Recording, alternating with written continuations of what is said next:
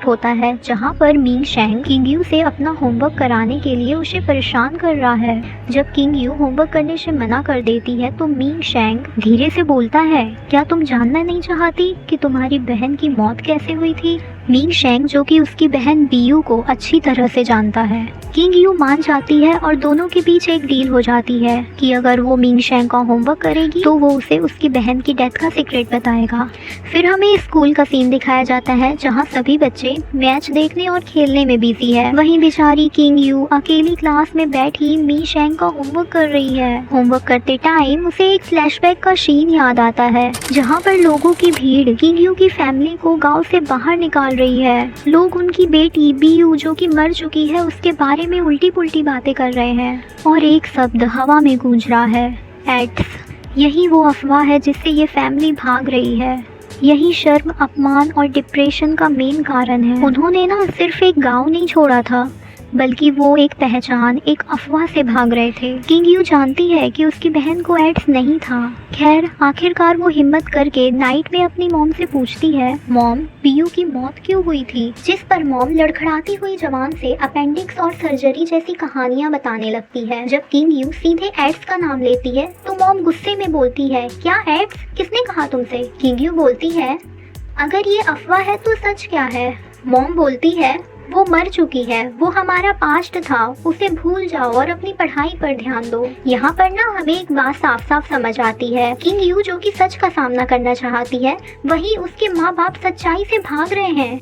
Next scene में हमें king you को क्लासरूम में दिखाया जाता है जो कि मिंग शेंग को उसका होमवर्क पूरा फिनिश करके दे रही होती है। मिंग शेंग उसकी हैंडराइटिंग की तारीफ भी करता है लेकिन अपने ही एटीट्यूड भरे अंदाज में। यहाँ पर ना किंग यू की दोस्त उसे मिंग शेंग से केयरफुल रहने के लिए बोलती है। जब किंग यू इसका रीजन पूछती है जिस पर वो बोलती है, हमारी क्लास की लड़कियाँ बहुत ह्यूमर्स बनाती है क्योंकि मिंग शेंग हैंडसम ही नहीं बल्कि हर चीज में जीनियस है। बहुत सारी लड़कियों का क्रश होने के बावजूद वो सबसे रूडली बात करता है। इसके बाद हमें नेक्स्ट सीन बास्केटबॉल मैच का दिखाया जाता है। यहाँ पर किंग यू मिंग शेंग को देखकर हैरान हो जाती है। वो इतने अच्छे तरीके से खेल रहा होता है कि वहाँ खड़ी स्कूल की सभी लड़कियाँ मिंग शेंग का नाम लेकर चिल्ला रही होती है। लेकिन ये क्या, तभी बॉल आकर किंग यू के सिर पर लग जाती है।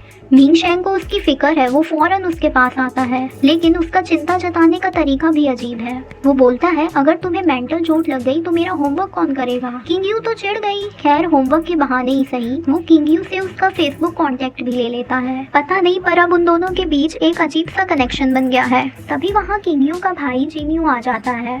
वो मिंग शेंग को अपने बास्केटबॉल टीम के लिए आइडियल मानता है तो वो उससे बात करना चाहता था लेकिन मिंग शेंग उसे इग्नोर करके चला जाता है। यहाँ पर जिंग यू अपने आइडियल मिंग शेंग के लिए तारीफों के पुल बांधने लगता है तो किंग यू उसे डांटने लगती है। खैर दोनों आपस में बातें करते हुए घर जा रहे होते हैं। यहाँ पर ना हम एक चीज नोटिस करते हैं, जिन्यू के दिल में भी ना अपनी मरी हुई बहन बीनियो के लिए प्यार नहीं बल्कि नफरत है। यहाँ पर हमें पता चलता है बीयू हमेशा से ही फैमिली के अटेंशन का सेंटर रही है, जैसे परिवार के प्यार और अच्छी अच्छी चीजों की सिर्फ वो ही हकदार हो। जिन्यू और किंग यू तो उसकी परछाई बनकर रह गए थे। फिर हमें एक और फ्लैशबैक का सीन दिखाया जाता है जिस घटना ने इन दोनों भाई बहनों के दिल को तोड़ दिया था।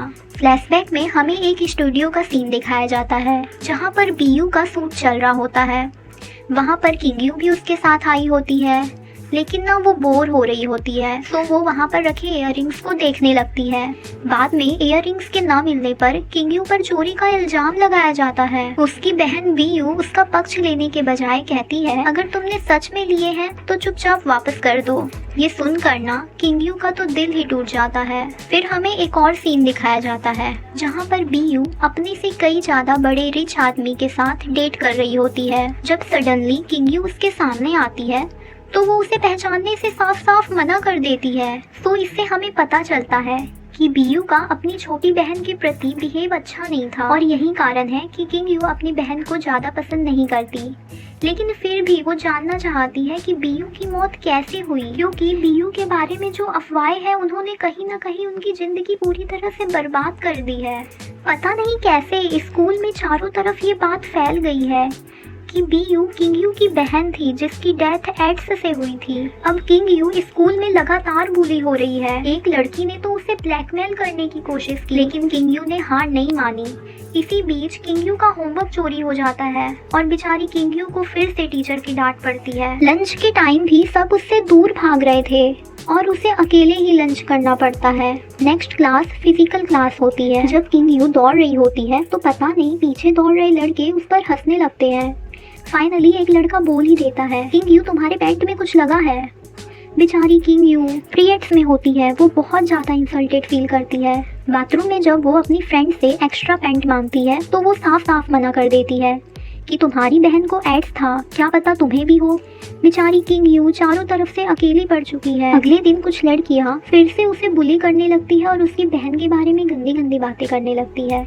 तभी कहानी में एक जबरदस्त ट्विस्ट आता है। तभी वहाँ मिंगशेंग आ जाता है।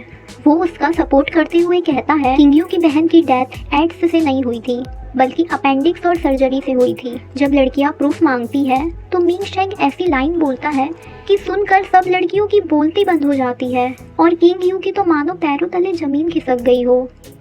वो कहता है मैं ये साबित कर सकता हूँ क्योंकि जिस हॉस्पिटल में बेयू का इलाज हुआ था उसके चेयरमैन और कोई नहीं मेरे फादर है।